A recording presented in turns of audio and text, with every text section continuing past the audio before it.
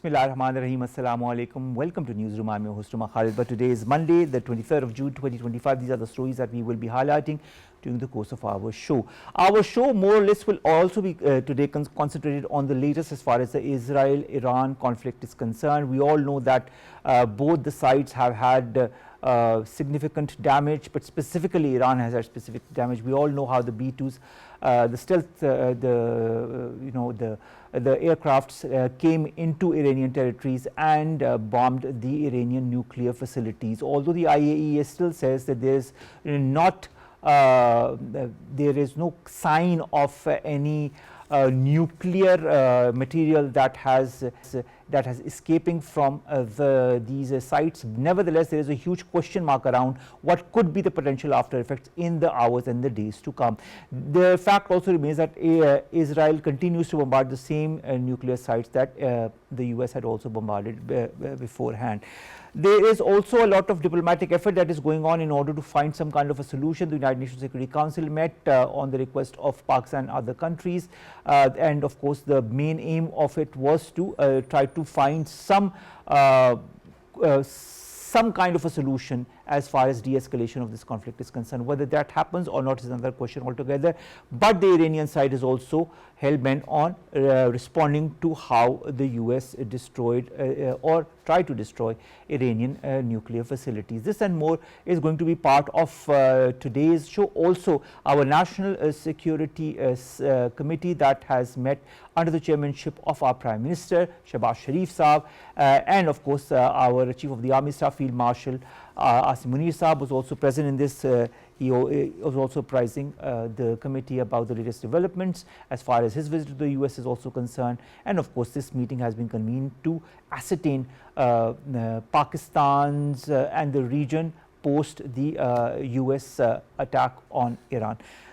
These are the stories that we will be highlighting. Let's begin our show. Our guests are three, two in the studios and one online. In the studios, we've been joined by Air Commodore retired Raza Haider Saab, who is the director of CAS. He's right here with us in the studios. Thank you very much, sir, to have joined us. We've also been joined by Saif Jamshaid Baryar, who's a political analyst. Thank you very much, Saif, to have joined us. And online, we've been joined by Anum Khan, who's a nuclear study expert. Anum, thank you very much to have joined us as well. We'll begin with you, Air Commodore Saab. Commodore Saab, we are seeing what has happened as far as Israel, what is happening as far as the US attack on Iran is concerned, the Iran counter-attack is concerned. What is the ultimate aim in your point of view as far as Israel and US is concerned when it comes to their attacking Iranian facilities? Do you feel they have achieved their goals? Thank you, Mirza, for inviting me, first of all. In my opinion, this is a very good question, that what are the ultimate objectives of Israel and US to attack Iran? In my opinion, there are 6 major objectives. The first one is they want the denuclearization of Iran. That is, everybody knows now, everywhere it is in the media. The second is that PM Netanyahu wanted to divert the attention of the people of the world from Gaza. And it is facing some domestic pressures also and international pressure also. Thirdly, PM Netanyahu wanted to leave the legacy to the generations that there was a threat and I have destroyed that threat for you people. So it's a political angle also to this. Number 4, that there is a greater Israel concept and it's a war of the Middle East leadership. There are 2 main key players in the Middle East at the moment. One is Israel and other is Iran.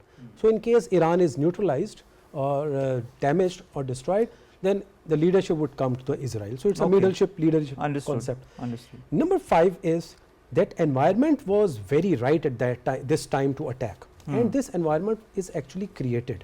How? This environment you're talking from a US and Israeli point of view. I am talking from their point of view, why they attacked the Iran at this point of time. At this time, environment was friendly to them, reason being that they have made damaged the Hezbollah, they have damaged the Houthis. Syria, which was one of the key ally of Iran, is now ally to Israel or the US. So that is no more available. So this was a probably right time to attack Iran. And the last 6th one and the most important one is the regime change. All right. The ultimate is the political objective, that they want first denuclearization, all these are the steps, but eventually the change of the political leadership so that they can have their supremacy there. But whether they have achieved this or not is part 2 of your question. In my opinion, none of them. All right. Because Iran attack was actually, Iran retaliation was actually the surprise to them. Israel has done 3 grave miscalculation. The first one, they thought that once they will remove the leadership of the Iran, they will not retaliate, rather they will collapse. But Iran retaliated, they have changed the leadership and then again start attacking. The second was, once they will the Israel will destroy the Iran's missile capability, they will not be able to attack Israel. They could not. And number 3 miscalculation was that they were depending too much on the Iron Dome, and that was a myth. Now it is no more a myth. Iran has broken this myth. There is no Iron Dome, no David Sling and no arrow. So because of these reasons, they could not achieve their aim till date. All right. Saif, I'd like to understand, he talked about the US and regime change, and this is a question that is on a lot of people's minds across the world. The US president also hints at this regime change recently while talking to media. Is regime change one of the main objectives of Israel or the US or both, or is it just something that they are using as pressure tactic? Omar, thank you for having me on the show. I'll take you a little back into the history.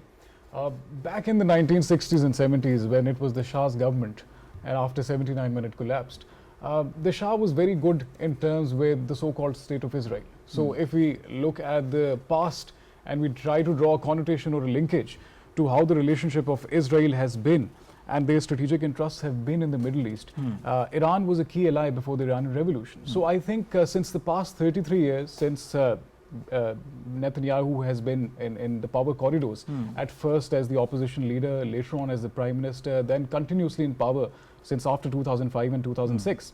One of his greatest aims have been trying to restore the once very much felt Israeli narrative that Israel can only have a working relationship with a regime that is not sort of an Islamic regime. That is number one. The point over here to understand over here is that before 1979, Israel was actually in good terms with Iran. And even if we look at 1967, if we look at the Arab-Israeli conflict, Iran didn't have any role to play in it. It was after 1979 when the dynamics or the dynamo of politics or the strategic interests of Middle East actually changed.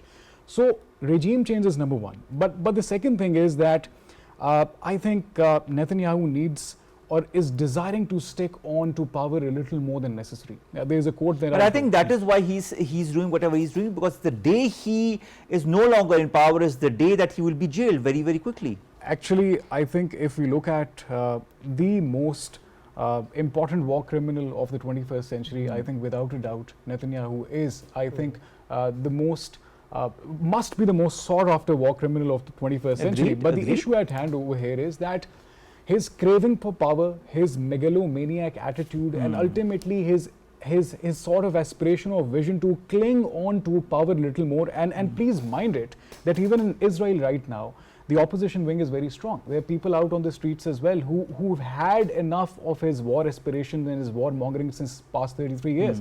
It was Netanyahu who actually appeared in the congressional committee in the US in 2002 and actually lobbied for the invasion of Iraq. And what was the element behind it? The element was that Iraq has got weapons of mass destruction. You know, disjointing Saddam Hussein was one thing from Iraq. And if you remember well, Netanyahu was the same one who testified against Iraq. Absolutely. And he has also been saying since the 1990s that Iran is going to either Iran is in possession of nuclear weapons or it is about to possess nuclear weapons. We are in 2025. In the past 33 years, we've heard Iran is 10 days from the bomb, Iran is 15 days from the bomb, and please mind it that the IAEA, yes, the International Atomic Agency has reminded the world that Iran is far away from that capacity. It was the own National Intelligence Director of the US who back in March quoted that there is no significant element or there is no significant evidence, and later on because of the administration's pressure, because of Trump administration pressure, she backed off from that claim. So I think this volatility is hysteria. This volatility is maybe the idea of Zionism not still recovering from the wounds of the past. I think they're still trying to, somehow take the revenge for something that happened against them back in the 1930s and 40s. And the people of the Middle East had nothing to do with it. You can yourself see that a community that was allocated a landmass of 7% today controls more than 96% or 97% of the Palestinian territory, directly or indirectly. If you talk about the biggest example of genocide in the modern day, I think after the Holocaust, Palestine. it is Palestine. More than 50,000 people have gone, children, women. And the number keeps on increasing And with the every number passing keeps day. on increasing. So I think that maybe the world needs to actually for once understand, and the world is understanding, by the way. Brazil, Bolivia, countries that had no say in these affairs, today they're openly saying, and there's a great deal of, you know, anti-Zionist voice in the Western Europe as well. So I think one day, I just end it with a quote: war is only delightful for those who haven't suffered from it. And this time it will not be delightful for But it's so Israel. strange, you know, you say war is not delightful for those who have not suffered from it. Haven't most of these Israelis or their families suffered in the past from the repercussions of the Second World War? They Don't have, they and understand? Isn't this the victim becoming the perpetrator? It is the victim becoming the oppressor. And I think this person is not a normal person. He's a psychotic person. He's a megalomaniac. And I think on the international forum, the way the Western media projects him, I think it's needless of the projection that he gets. All right. Air Commodore Saab, coming to you, let's talk a little bit about the military tactics from both the Iranian side and the Israeli and the US side as well, from three sides. How do you analyze these military tactics, just if you concentrate on these last couple of days and the Israeli and the US attacks and the Iranian attacks as well? When you look at the weapons, when you look at the fighter jets that have been used by Israel and the US in attacking Iran and the Iranian response, how do you gauge it all from a military point of view, from a military tactic point of view, from a weapons point of view? Good question, Omar Saab. In fact, Israel attack, then US attack, and Iran attack. We'll see one by one. All right. All three one by one. First, attack by Israel. Israel attacked it in the 4 stages actually. First, the Mossad came, maybe not in few days, few years. The work was Mossad. They made the spies. They made the drone factories inside the Iran. They did the cyber attacks before the attack. And on the D-Day, on the attack day, after that, the drone attack was before the air attack actually, and those drones were operated inside the territory of Iran by the Mossad people, and those small drones were used for the SIAD and DIAD, that is suppression of enemy air defense and the destruction of enemy air defense. And they have actually destroyed the Iran's air defense system, the missile systems. And after that, the third stage, the air attack came, that is 200 aircraft for the precision guided weapons, and then they attack 100 targets inside Iran. And in the fourth and the final stage, they keep on attacking through the drones, missiles and aircraft every day till the time they reach to the air dominance stage. But hats off to the resilience of Irani people, Irani military, that they have actually absorbed those attacks and counter retaliated every time. That I will cover in the next part. But after this comes the US attack. The US attack was not in a stages, it was in a complete formation at a single punch. And that is what the US president also alluded to when he addressed the nation afterwards. Yes. And that was the formation of more than 125 aircraft, including the B-2 bombers in quantity 7, fitted with the bunker buster bombs, and then the Tomahawk missiles that is launched from the missiles. And it's a complete formation, 4th generation, 5th generation fighter aircraft. So much of the weaponry and technologies, ISR from the space, cyber attacks, interconnected data links, so much things attacked the Iran. That was the US attack. But now come and see the retaliation and resilience of Iran. Iran's response was very adequate, very calculated. First, they have absorbed the attack, then they start reacting to it. Their strength is missiles and drones, all we know. Although they have one limitations of Air Force, but their strength is missiles and Air Force. All right. And the drones, and they start reacting, and their missile system is very strong, and that's indigenous. That is no more dependent on any other country to give them in the support like the Israel. And then with the drones are also made by Iran. That is a Shahid drone, very famous. That is even used in the Russia-Ukraine war. Iran made drones used in the Russia. So they have the big inventory. You may have seen the report of the Wall Street Journal almost 3 days back, which said that Israel is now having only 2 weeks of inventory of missiles to defend, it means that now they were depleting, and Iran's inventory is already very large. They have thousands of missiles, so they were actually attacking to destroy their air defense system. All right. So it was at that time actually it was very evident that now US is going to come in the war, because the Israel was losing the war, because they were losing the inventory of the missiles. So more important, the war stamina of Iran is much more than the Israel. Once we calculate the war stamina, we see all elements of war, in which the technology or the weaponry is also very important, but one of the element. Other part is the public support, the resilience of that nation, the leadership, the spirit, the will, and Iran has a war stamina of fighting a 8 years war with the Iraq. All right, so Iran has more of a war stamina. Iran, Yes. in your point of view, can also sustain a long drawn out war Yes. if and when it happens. I hope it doesn't come to that. We will Yes. continue our discussion, but we have to go to a short break. Stay tuned.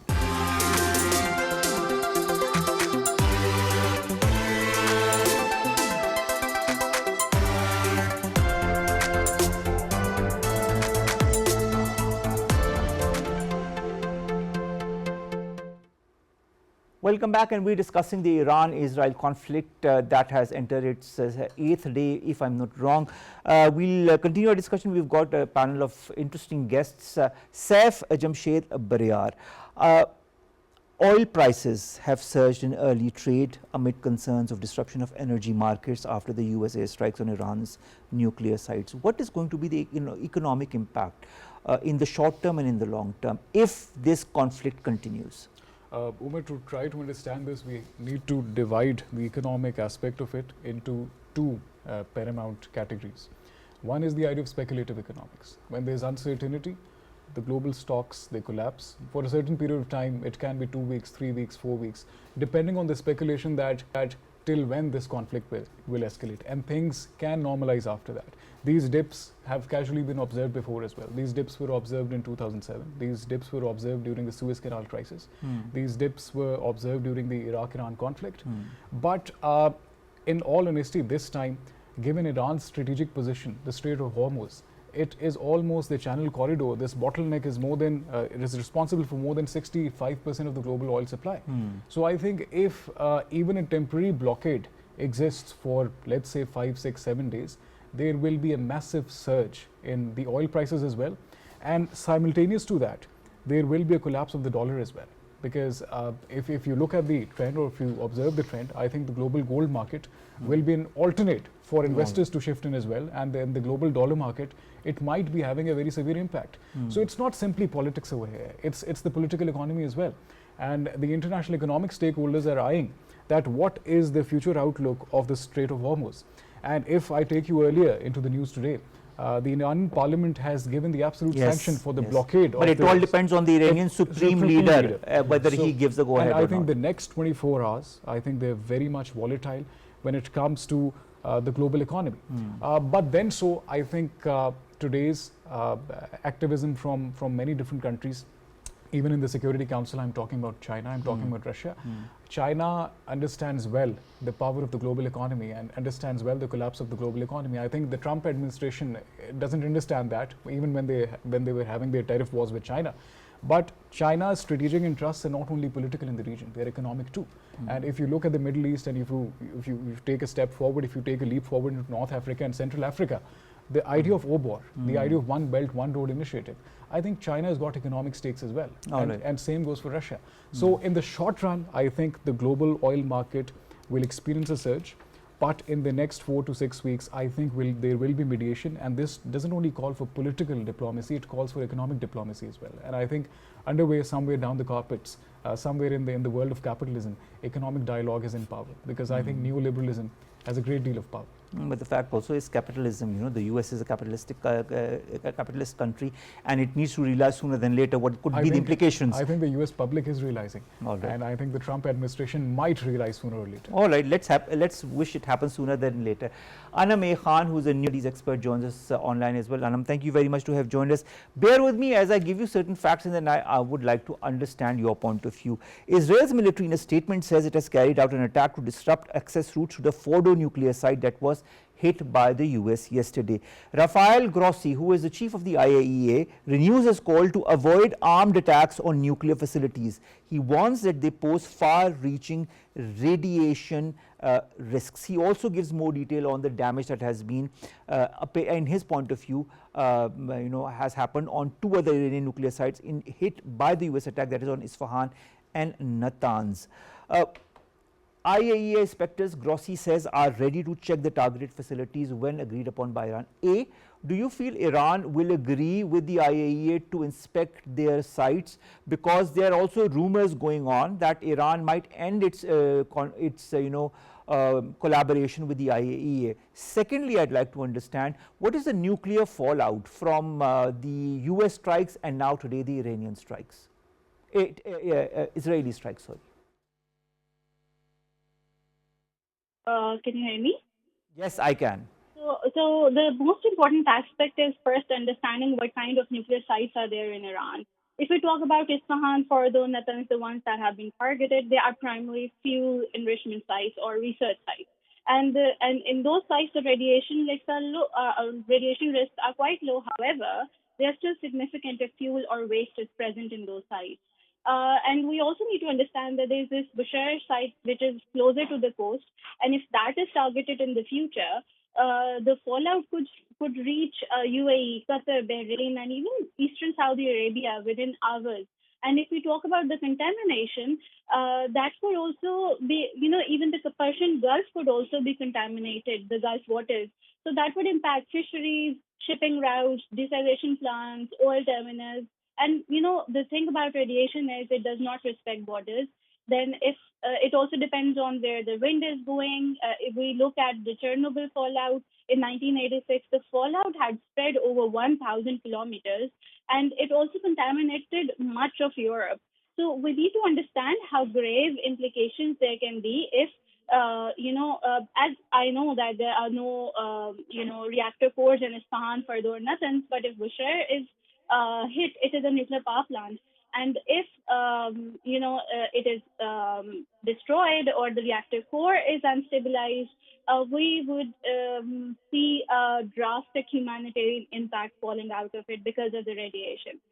Coming to what Iran would do with IAEA inspectors, we need to give credit where it's due. For example, Iran has always been on the table. Iran has always been part of the negotiations, and Iran was not the first country to get out of the JCPOA. It was the US that did so. And, since 33 years almost, Israel has been saying that Iran is going to have nuclear weapons, and Iran never had those weapons.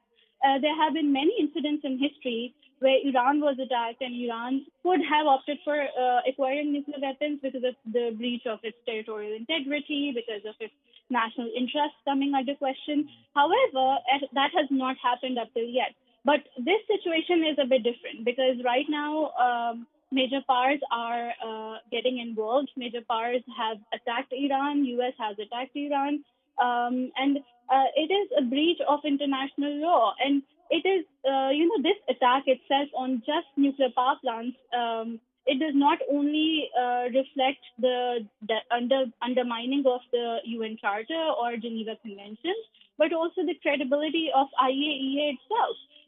So I think Iran even still is ready to talk, but Iran would also respond because, then nothing comes first when it comes to national interest. So we can see in a few weeks Iran responding. However, Iran's response would be a bit asymmetrical because, Iran does not have that parity with the military capabilities when it comes to Israel, and especially Israel backed by US.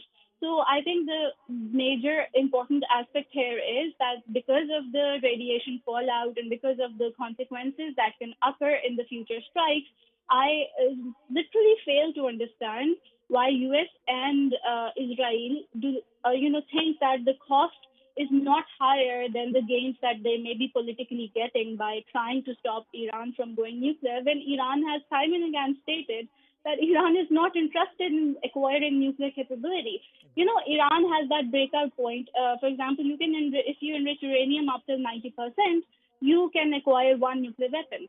But Iran, did its enrichment until 60%, and that too, Iran was very transparent in front of the IAEA. And time and again, Iran has always allowed IAEA to come.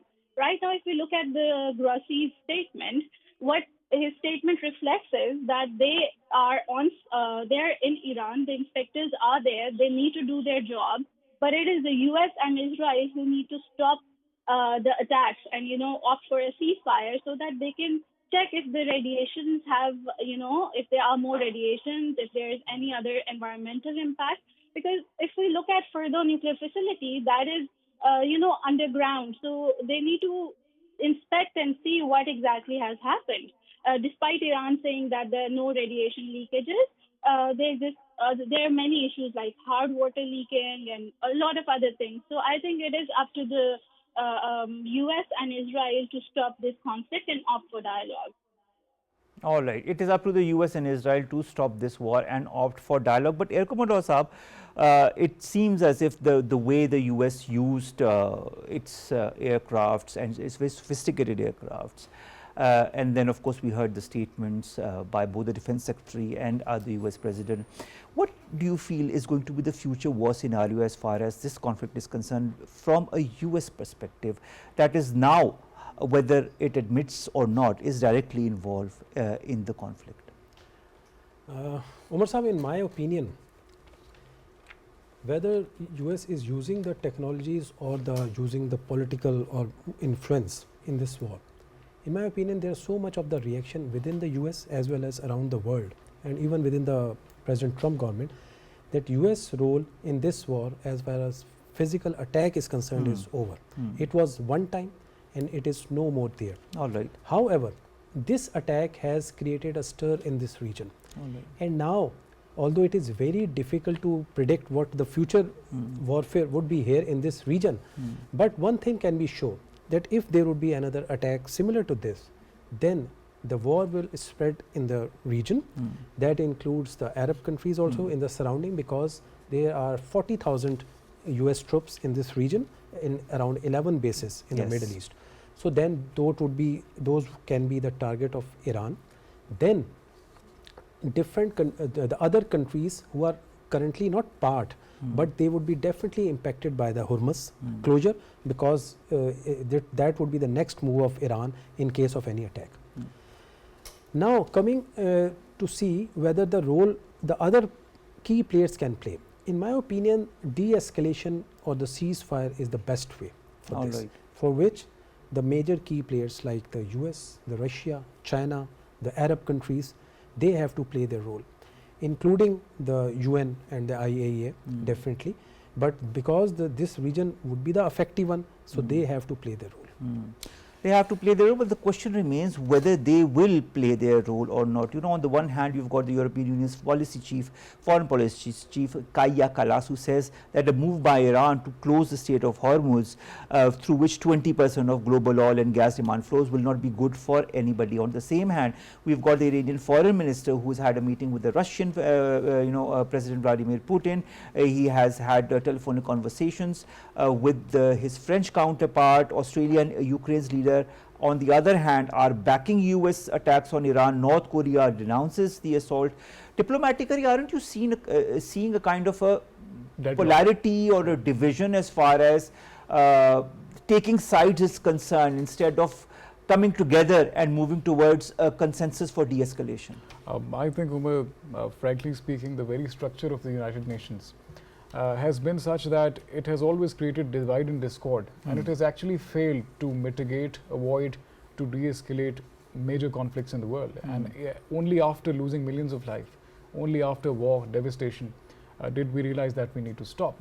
Now, I'll give you certain facts and figures. I'll add on to certain information that was provided here. In fact, the IAEA has clearly stated that Iran is well away from #1 developing nuclear weapons. The SRC, the Stockholm Research Council, it clearly states that Israel has more than 90 warheads at the moment. So to be calling Iran the bully of the Middle East, I think the West, in particular France, in particular the UK, in particular Canada and America, they need to revisit the narrative that they have had so far. in the past 30, 40 years, in fact, let's not even talk about the past 30, 40 years. Let's talk about the past 3, 4 months. Israel has almost attacked 3 sovereign countries in the past 3 months. Let's talk about another thing. It was Israel who violated the International Convention. It was Israel who violated the Article 51 of the UN. They attacked a diplomatic mission of Iran in Damascus. And then later on, Hassan Nasrallah was gone, Ismail Haniyeh was gone. So we need to understand that some way or the other, the West needs to realize that they've left the cat to guard the milk. It doesn't really happen that way. So long gone are, I think, those days where the entire Western lobby or the entire Western diplomatic front or the political front, they were united for Israel. There's a clear division right now. Even within America right now, Donald Trump's decision, the Republican Party's decision, it might backfire on their domestic politics as well. I was looking at tweets what the midterm elections that will happen in the US. I think you must be following what Bernie Sanders has got to say. In the past, Bernie Sanders has always got a lot to say. Got to say a lot and got to say a lot of sanity, got to say a lot of, where the rights meet and the wrongs get discarded. So I genuinely think that this time the world actually needs to exert pressure on Israel to sign the NPT. It is Israel who hasn't signed the NPT. It was Iran back in 2003. The Supreme Leader Ali Khamenei, he clearly said that Iran has halted the enrichment for development of a nuclear program. These 3 sites, please be minded, let us tell to the world that they have been safeguarded as safeguarded sites of the IAEA, and you're bombing them. So where does the international law stand? Where does what does the United Nations today hold as credibility? What is the Security Council meeting for? And I think if not right now, then when? And if not this time, then at what time? If not now, then when? Anum, Pakistan, along with China and Russia, submits a draft resolution calling for immediate ceasefire and condemning the UN strikes on Iran's IAEA protected nuclear sites. And this happens at the special session of UNSC that was convened on the request of Iran. I'd like to understand, there is a lot of buzz in Iran that they might come out of the nuclear non-proliferation treaty that has been signed. Also, they are talking about their relationship with the IAEA, that they might also suspend their current collaboration with the IAEA. Do you feel these are options that Iran could take under the current circumstances, and if so, what could be the the reaction to it? What could be the end result? Interestingly, the kind of offensive that Iran has faced from Israel and US, I would not be surprised if Iran decides to step out of the NPT. However, we need to understand that if Iran does, is not against international law, and an article of NPT clearly states that you inform the treaty member states that you want to withdraw, and then you withdraw, and that is the exactly principal stance that Iran may take. So, as already was mentioned previously by the previous speaker, that Iran has always been there with the IAEA side by side, letting them inspect its nuclear facilities. Even back in 2010 and so on, there have been a lot of other incidents that took place which could make Iran step out of NPT. For instance, Iran was attacked by US and Israel through Stuxnet attack, which really hampered Iran's nuclear facilities. So I think that has been happening, but Iran did not at that time and even now plan to acquire nuclear weapons. And if we talk about the draft resolution, yes, this is a very welcome step diplomatically and politically. However, on ground, when there is an active conflict going on, one-sided conflict where Iran is, Israel is opting to attack Iran through unprovoked strikes, and so is the US. I don't see this resolution working out. Why? Because we need to understand where the UN. I know it is a bit far-fetched to say, or maybe too much realist paradigm. But where does the funding of the UN come from? And do we know that there's in the past, if you look at so many resolutions that have been passed by the UN on Kashmir, was the UN even able to bring India on the table to talk and decide on Kashmir issue? No. So similar would be the case with Iran. No matter how many resolutions we put in, that they do put in some diplomatic pressure, but I don't see anything happening in the sense of UN except calling for meetings and sitting in a room talking about what can be done and pressurizing the U.S. government and pressurizing Israel. UN is not going to do a lot more than that because they do not have the capability, they do not have the forces, they do not have the laws that can be governed not just by the creation of laws, but also making states follow those through stringent coercive measures. But other things can be done. For example, Europe has always been, major countries of Europe have always been in favor of dialogue in JCPOA. They have also been condemning what has been happening. So maybe certain states of Europe, Russia, China, Pakistan collectively try to put pressure on US and put pressure on Israel, to make them stop what they're doing because, this time we need to understand what comes next. The way it was already mentioned, Israel striked many sovereign states. Israel also striked Iran, and after they're done and dusted with Iran, although Iran is a very resilient nation, but what do you expect they would do? Would they stop there? The kind of support they have by international, by the major power like the US, they would not stop. They would opt for even striking. That is the fact, that this is what we want to all understand across the world. Where is Israel going to stop, and when is the US going to say enough is enough? That is a huge question mark that a lot of people are asking right now as we speak amongst ourselves and with other friends and family as well. Now, Air Commodore Saab, Pakistan's role has been very important, whether it be in its relationship with Iran, its balancing state with as far as its relations with all the other countries, important countries in the world is concerned. After what happened in Iran, our Prime Minister talked to the President of Iran, our Deputy Foreign Minister, our Foreign Minister and a Deputy Prime Minister also addressed the OIC session in which he highlighted Pakistan's perspective as well, and then our Prime Minister convenes a high-level National Security Committee meeting today to assess the evolving regional security landscape. How is the regional security landscape going to evolve under the current circumstances? What's your take on that? Yes. Pakistan is one of the strongest country in this region, and definitely Pakistan role is very important.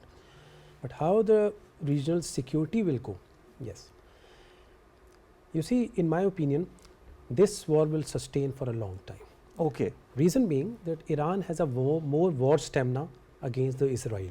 Okay. Israel's stamina, if we see from the perspective of the total war stamina, is much less than the Iran. That's why the US is now inside this. All right. But the entry of US, in my opinion, was only one time. That was a big punch they have given to the Iran, but it will no more be a physical or active attack of USA again on the soil of Iran. Now it will be a war between the Israel and the Iran. This is part one. All right. Part two is, once it will be long war, then there will be multiple options available to the Iran, out of which one of them we have just discussed, the Hormuz option, which has a long-term regional impact. Exactly. Global implications, because the most of the oil, that is around 30%, is going through the Hormuz, as well as the other trade products as well, including Pakistan.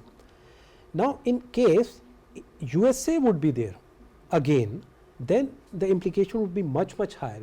Reason being that in that case the war will be shifted to the Arab countries. We are a bit short of time, so I'm going to ask the last question to Saif, who's been waiting patiently.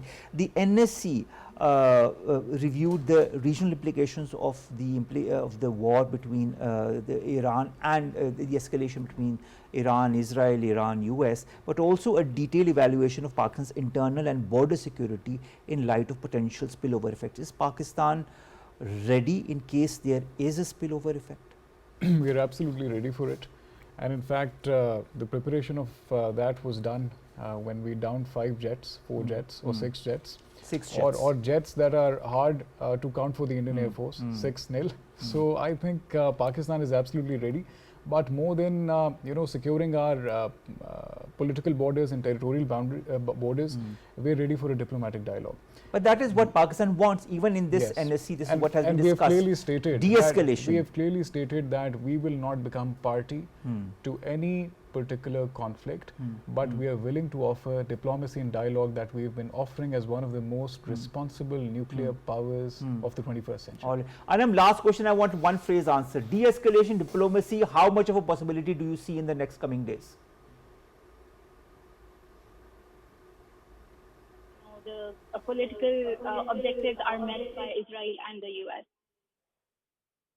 Right. So let's see if these political objectives are in fact achieved and what happens in the next couple of days, because these days are also extremely important vis-a-vis the global, regional and geostrategic, geopolitical scenario as well, and geoeconomic as well, looking at the implications on the oil and the supply of oil to the world. Thank you very much, Anum. Thank you very much, Air Commodore Raza Haider Sahab, and thank you very much, Saif, Jamshaid, Baryar, to have joined us, to have come into the studios for as far as the both of you are concerned, to highlight and to discuss the latest as far as the Iran-Israel conflict is concerned, in which the US has more or less stepped in. Whether it steps out or not is also something that the whole world is trying to watch and ascertain. But I hope better sense prevails. Allah Hafiz.